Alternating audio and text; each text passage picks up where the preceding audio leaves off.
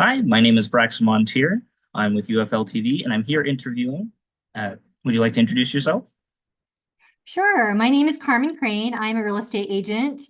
Our office is out of Draper. I work for Real Broker on the Roxburgh Group.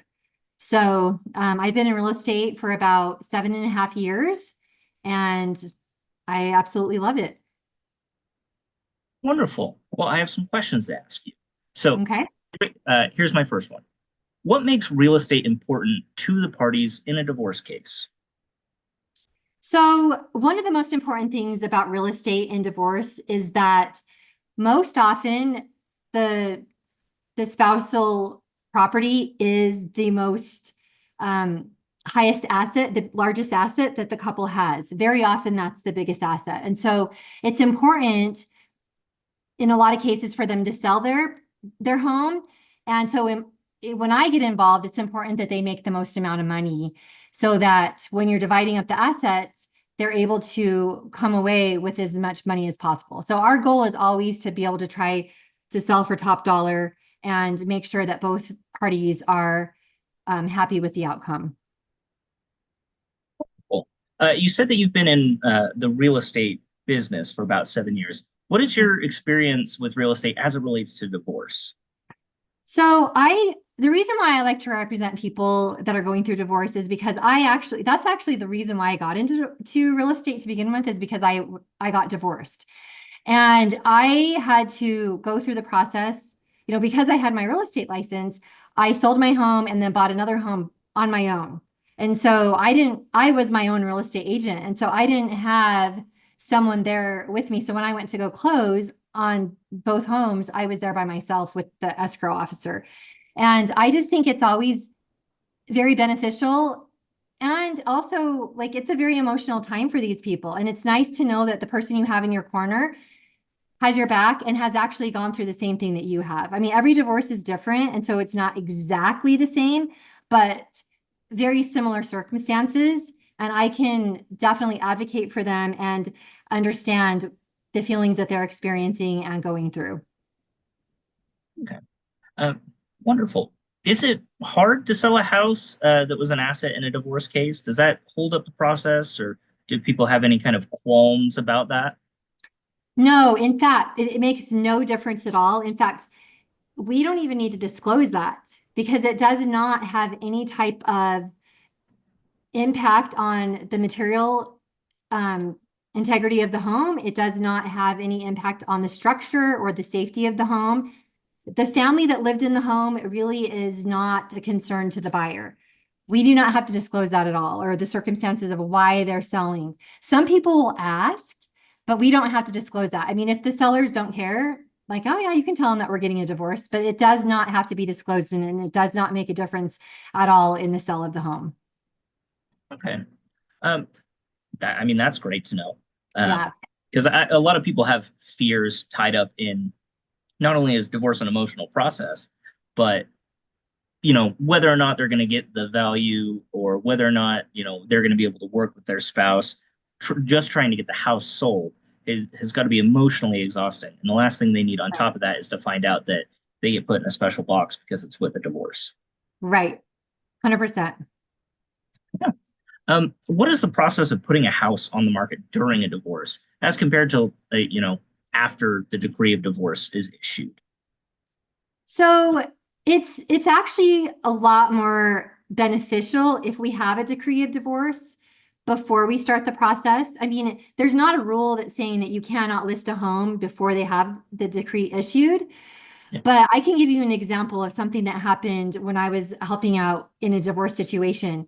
The wife called me up. She was in a panic. She's like, my husband left me. We're going to be getting a divorce. I can't afford this home. I need to get it sold immediately. So I went over, and the husband was very accommodating. Like, he signed all the paperwork to get the home listed. And then as soon as we got it on the market and the sign went in the yard, of course, all the neighbors are like, wait a second, you guys are moving? What's going on? And then as the wife was telling what happened, well, my husband left me. He started getting lots of phone calls from the neighbors, and I think he felt really bad, which this doesn't happen very often, but in this case it did. He actually ended up gifting the home to his wife as part of divorce decree. Yeah. And so if we would have known that ahead of time, we wouldn't even have to bother selling the home. And if she would have known that, she wouldn't have been in such a panic that he was going to Yeah. go and gift it to her. So you can alleviate a lot of problems if you have that divorce decree in hand. Also, without it, there's so many decisions that you're trying to get both parties to agree on that you don't have to worry about because those decisions are already spelled out in the decree. Okay. That's good to know. A lot of people, one of the biggest hangups a lot of people have is how the mechanics of their divorce is going to work. Right. So, like in a situation where the house just gets gifted, that frees up a lot of the hangups that a lot of people have. So maybe he just got his retirement or something like that. So Right. that's going to really help with the stress level. Absolutely. Yeah. Has there ever been a time when the parties in a divorce case have ever actively worked against you during the selling process? And Oh, how did you yeah. sort the situation out? Yes, it is a very emotional time for people. And the biggest thing that I can say is communication. Like I will always talk to each person individually and make sure that, because sometimes it's a very ugly divorce, very toxic, and they're not going to agree no matter what. Other times they're very amicable and it makes it a lot easier. But if it's a case where they don't want to talk to each other, it's not going to go easy. I put them on separate emails, I put them on separate text threads, and I keep everything separate. But I make sure that what I tell one person, I tell the other spouse the exact same thing. Same with my transaction coordinator. When she sends out emails, she'll make sure that the same information is going to both parties. And that is the key thing, is that making sure that they are always aware of everything that's happening throughout the process. When we get an offer, I make sure they both know. When we settle on a price, they both know and they both agree. And there's a lot of paperwork that they both have to sign if they're both on title. And then also when the funds are getting dispersed, to make sure that they know the dollar amount that they're going to get at closing so that there are no surprises. So one thing that I like to do to alleviate those problems is I do what is called a net sheet, and I give it to both parties so that they know approximately what they're going to pocket from the sale of the home. And that does help a lot of problems. But the number one thing is to make sure you're communicating, and over communicating so that they are not left blindsided in any part of the transaction. Wonderful. Um, are there any kind of common pitfalls that happen that some people fall into during the selling process? Uh, Oh, for sure. For sure. Because there's a lot of, I mean, there is just so many different scenarios that can happen throughout the process. For instance, like, are they going to agree on the price? And sometimes that's a tough thing, is trying to get them to agree on the price to sell the home for. And the other thing is emotional ties to the home. Like there's a lot of memories that were there. And a lot of times one of the spouses does not want the divorce, and they don't want to uproot their kids, and they don't want to have to go find another place to live. And it can be very, very difficult. And then another aspect to that whole thing is who's going to pack up all the stuff and do the repairs that need to be done to get the home ready to sell? Who's going to make the payments on the home until it does sell? And there's also, legal and tax considerations. Like if you don't make the payment during the sell process, the home could potentially go into foreclosure, which is going to ruin your credit. yeah. So there's a lot of different scenarios that can happen during the sale of the home. Okay. You said that a big problem that people have is the value of the home. Do you have a hard time convincing people of the value of their home? It kind of is a case by case basis. Some people are like, just sell it. We don't care. We just want to be done. And there's other times when they do argue about that. And I always provide comparisons of different homes that have sold in the neighborhood and just show them, look, these are homes that are like your home. that this is what they're selling for, and they explain to them if homes sit on the market too long, it can actually hurt you because people start to think something's wrong with the home if it's sitting too long. And if we Yeah. still can't come to an agreement, a lot of times is what I will do is I'll say, okay, here's what we'll do. We'll go ahead and list it for what you think it is worth. If it doesn't sell or we don't get an offer in 10 days, we're going to lower the price. And usually by agreeing to that, we usually can get in it. We can move forward with that. Good, because I can imagine that somebody who really doesn't want to leave or really doesn't want to deal with the home or really doesn't want the divorce will just say, you know what, list it for $1 million. It's like, hey Yeah, man, your house is barely worth $600,000. You're just kind of way off your rocker. right. Yeah. Yeah. So usually if I compromise with them that way, and we're usually not off that far. We're usually not off by, 400,000. It's usually like Yeah. 50,000 at the most. And that usually works. I've never had anyone that just plain would not agree and we were at an impasse. So, I mean, if that were to happen though, it would have to go back to court and the judge would have to decide. Okay. Do you enjoy working in real estate as it's related to divorce? You know, I do. I do. I really do enjoy it. It can be stressful at times, but the thing that I have enjoyed is just because I have gone through it, I feel like I can understand and empathize with them, and just being there as a support. I mean, because as a real estate agent, you're already, even if it's not divorce, you end up kind of becoming a therapist anyways. And because I've been through it, and they can see that I've been through it. It just kind of automatically you have that commonality. And so to me, I feel like it's something that I can add value in my career is by helping these people that have gone through something that I have also gone through myself. that's great.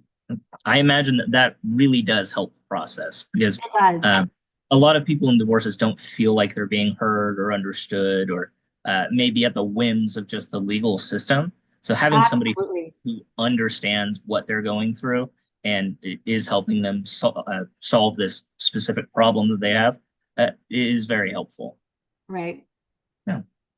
So how long does it normally take for a house to sell?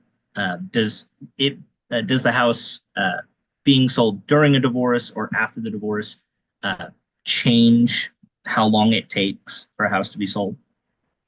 Potentially it could affect the sale if we don't already have a decree of divorce issued.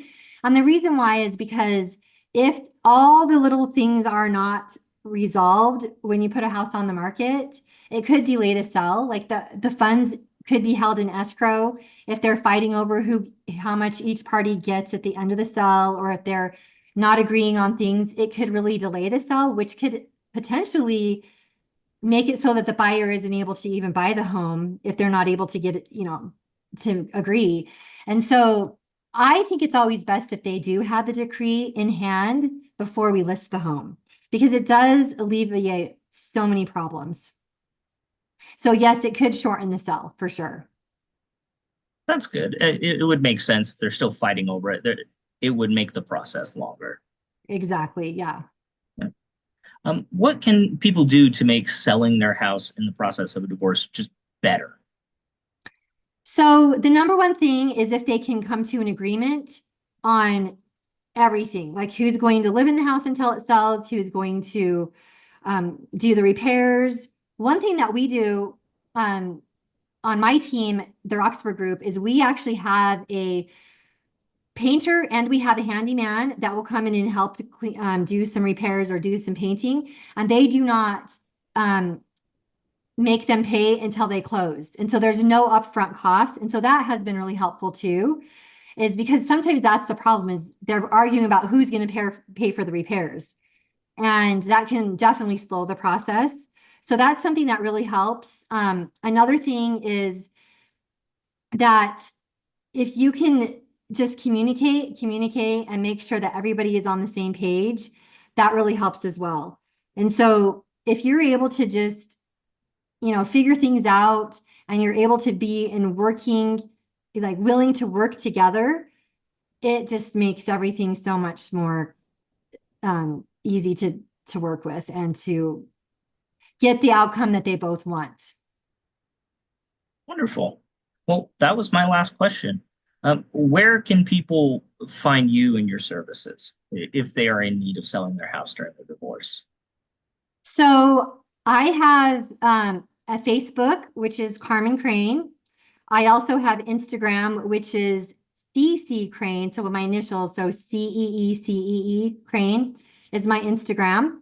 I have a web page is the Roxburgh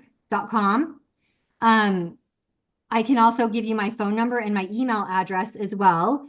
My phone number is 801-897-8407. And then my email is carmen@theroxburghgroup.com. And that is ROXBURGH. Cool. Thank you. Yeah, you're welcome. My pleasure.